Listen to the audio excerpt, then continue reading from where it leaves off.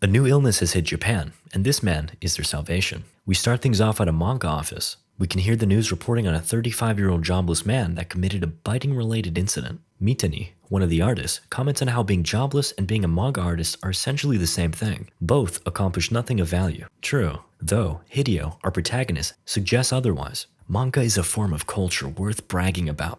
It transcends language and nationality. My God, you're right. The group erupts in a synchronized chant. Oh, it was all in his head. Boss man Matsuo emerges. Back to work. We got a deadline. Later at night, Hideo goes home and draws while his girlfriend, Teko, watches some TV. On the TV, they're talking about women with loser boyfriends they have to take care of. Hideo reflects on his failure as a man. That night, he pulls an all-nighter and we see his idea board littered with failed attempts at a successful series. Then, he inspects a prestigious trophy for manga newcomers. A trophy he received 15 years ago. Hideo moves the bookcase to reveal a hidden compartment. Within it lies a safe containing a hunting rifle, a rare sight in Japan. But not to worry, he's licensed. In an attempt to feel manly, he poses in the mirror with the rifle, but his girlfriend wakes up and scolds him. "We don't have money for your little hobbies. I'll get published next time, I swear." Sometime later, Hideo visits a publishing studio to present his work. The man looks over it and questions why Hideo keeps making such normal protagonists. It's just not exciting. Suddenly, a Chad manga artist walks by. "Hey, I know you." Turns out, they both attended the same newcomer ceremony 15 years ago. While Hideo has gone on to do nothing of note, this man got the drip.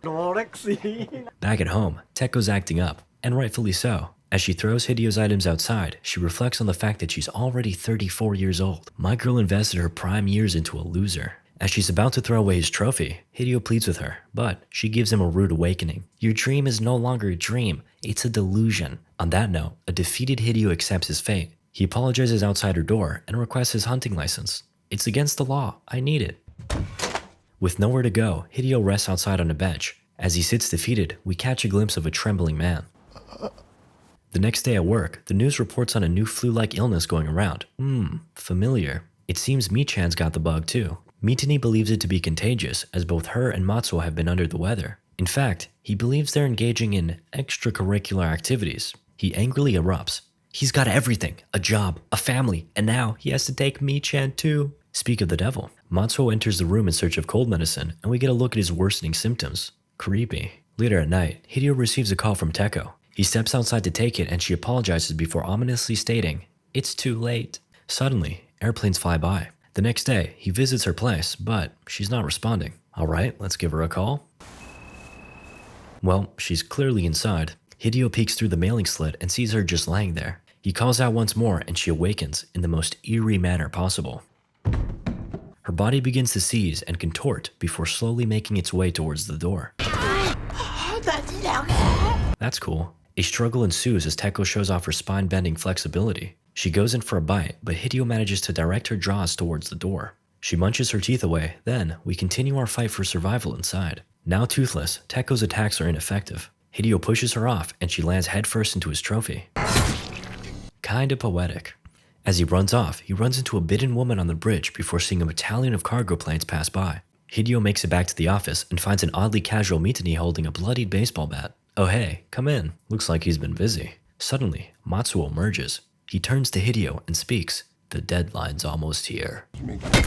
"Oh, that ain't so bad. You could buff that out." Mitani finishes him off while saying, "This is karma for fooling around with women." Then, he shares an interesting revelation. All the successful people are getting infected, but losers like us, with no social lives, have an advantage. It's a shame this jerk bit me. Wait, what? To make matters worse, Michan appears. Looks like she forgot her makeup this morning. Hideo runs off to the streets and finds the entire city is in full panic mode. Oh, thank God.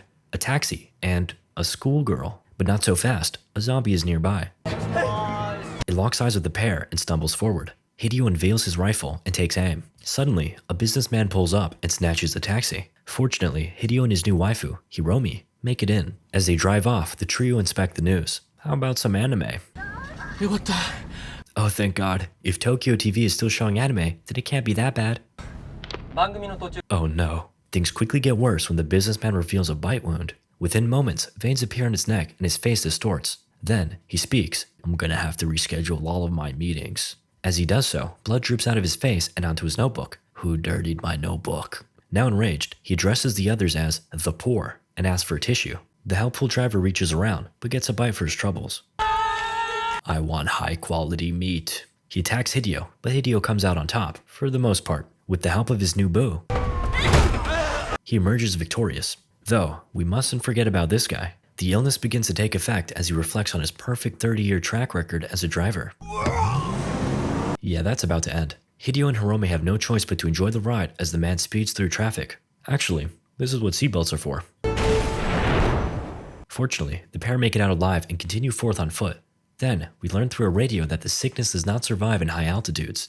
Guess we're headed up Mount Fuji. Before beginning their long journey, the pair rests at a temple. Hiromi is inexplicably chill AF as she offers Hideo her earphones. We really out here just vibing during the zombie apocalypse. Then, Hiromi speaks up. You know, I really feel safe when I'm with you. Y'all just met 30 minutes ago, but okay, sure. Anyway, I'm sleepy. The next morning, Hideo makes a shocking discovery. Hiromi has a bite mark on her neck. He springs into action, readying his rifle. She awakens and calmly explains that she was bitten by a normal-looking baby. Though, its mother was infected. She admits that she's likely infected herself and accepts her fate. However, Hideo can't bear to kill his schoolgirl girlfriend. I can't blame him. They venture off through the woods, and it's not long before the symptoms progress. Hiromi stops for a break before suggesting he go on without her. He refuses, but soon after, has no choice. Damn, all this man's girlfriends just want to eat his meat, and not in the fun way. As he runs off, he runs into a very helpful man. Just kidding. Hideo is quickly overpowered, but before his fate is sealed... Whoa, it's Hiromi, and she's a half-ghoul. She yoinks the zombie's head, then takes its arm as a souvenir. As Hideo cowers in fear, she makes her way over. Though, Hiromi kindly extends a helping hand. Zombie or not, she's still cute. She could get it. Anyway, we're treated to a short montage of their scenic travels before Hideo stumbles upon a cart. It's got a sign that reads Mount Fuji Outlet Park. That must be nearby. They head on over and are greeted by one crispy boy. Poor guy. Anyway, let's do some shopping. Hideo picks out a drippy jacket and has himself a fit check. Sheesh. Looking fresh, Hideo. Before he can fully appreciate the drip, a zombie appears. He calls out for Super Schoolgirl, but she's fast asleep. Yay, other survivors. The woman helps him up and inquires about Hiromi. She suspiciously looks her over as Hideo ducks down to cover Hiromi's ghoul side. Uh-oh, looks like we've got company. The group battles their way back to base. But we lose a few soldiers along the way. Suddenly, the other survivors come in with an assist. What's left of the group makes it back, and Hideo is welcomed to the 7-meter high Safety zone. by Laura, the boss man. It ain't much, but it's honest living. Laura directs Hideo to the supplies before a man named Abe emerges. Hideo notices and respects the man's drip. Oh, do I got a surprise for you? Abe presents him with a box full of rollies. Take whatever you like. Before departing, Laura makes mention of Hideo's gun. That's a real one, isn't it? Yeah, it is. Good eye. Thanks. I went to school in America. God bless. At night, Hideo gets better acquainted with the woman who saved him, Yabu. With the schoolgirl, and now her, Hideo's well on his way to having his very own harem. And that's a good thing. The next day, Abe and Hideo have a chat while observing the infected. Abe explains that the illnesses cause you to be stuck living out a distorted version of your past. He points out his wife, who can be seen attempting to shop. Oh, I'm sorry for your loss. Oh, don't worry. We're divorced. Alrighty then. Then, we get a look at one jumpy boy. Yeah, that one was definitely an athlete. They walk around back and Hideo spots another burned corpse. Hey, what's up with that? There was one at the entrance too. Abe's expression shifts to seriousness while he vaguely states, we've been out here for a long time. Oh, by the way, Laura wants to talk to you. We cut to Hideo being confronted by Laura and his goons. He demands Hideo's gun, but he refuses. I'm not allowed to. By whom? The law. Around these parts, I am the law. Laura reveals that he's holding Hiromi hostage. Seeking to avoid a crispy fate for him and his girl, he makes a run for it. He finds Hiromi restrained, but not for long. She unveils her true form, and everyone is shook. Laura whips out a toddler-sized crossbow and takes aim, while Hideo does the same. Though, he can sense his beta energy. You don't got what it takes, boy. He's right. Hideo trembles as Laura fires. Hiromi collapses and Laura's goons snatch Hideo's gun. To add insult to injury, they beat him up. But Laura wants him kept alive. They need him for tomorrow's mission. The survivors are running out of food and need a resupply pronto. Laura demands the gun from his henchman, Sango, but he refuses. Uh-oh, looks like he's making a power play. He takes command and informs Laura that he'll be leading the pack. The next day, they set forth on their perilous journey. Unfortunately, it begins with a trip down a dark underground parking lot. As the men make their way forward, we catch a glimpse of a zombie stalking in the shadows. Suddenly, we have light. Huh, I wonder who did that. Whatever. With the path ahead now illuminated, the men easily find the food they're looking for. All is going well until... Oh shit, it's gotta be Laura. Shortly after, the zombies pull up and Sango embraces the American way.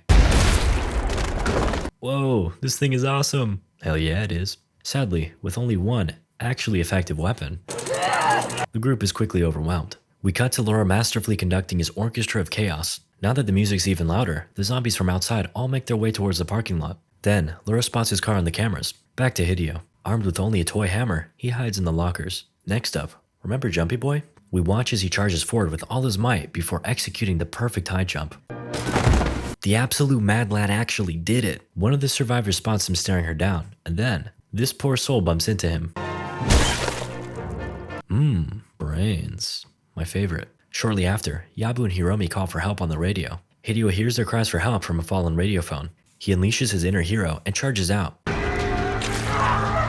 Oh, he proceeds to simulate a variety of escape attempts, but they all end in failure. As he waits, consumed by fear, his harem calls out for him. Hideo, I know you're listening. Please, you have to save me and Hiromi-chan. Okay, I can do this. Oh, no one's here. I'm completely and totally alone. Worry not, my mans was saved by the drip. Armed with some serious firepower, Hideo makes quick work of the zombies. Oh, thank God, an actual gun. Meanwhile, Yabi and Hiromi make a run for it. They head to the parking lot and find Laura, though he starts speaking real sus. I know you want me, Yabu. No? Oh crap, he's infected. Wait, stop, please. There's no need. Now blind, Laura chases after Yabu by scent while shouting, Mommy, and laughing. Fortunately, Hideo pulls up and takes care of business. He joins Hiromi and Yabu, and later they meet up with Sango and Abe, who brings along some company. The final survivors run off, but find themselves sandwiched between two zombie hordes. Hideo steps up, toggles his aimbot, and fires away. Man's hitting double headers for days. The others spring into action and engage in some melee combat. Abe ends up running into his wife. For a moment there, she even remembers who he is, but then... As far as Sango, he's doing well, until he's not. Meanwhile, Hideo gets charged by this chonky boy. He blasts his head off, but he can't stop the sheer momentum of this absolute unit. He manages to get free, gets a couple more kills here and there, and then the final boss appears. He assumes a runner stance, then charges forward. And down he goes. Take two. This time, Hideo's out of lead. As the zombie closes in, he desperately scrambles for a shell he dropped. The creature takes to the sky and... Oh, thank God. Hideo smiles and... Wait, really? Take three. This time, he's really out of bullets. The zombie sets its sights on the ladies and takes off. Fortunately... With the day saved, Hiromi finally speaks again. Hero, she says, referring to Daddy Hideo. And just like that, he's become the hero of his own real-life manga. The film ends with the gang driving off in Laura's car. Damn, feels like I just watched an anime.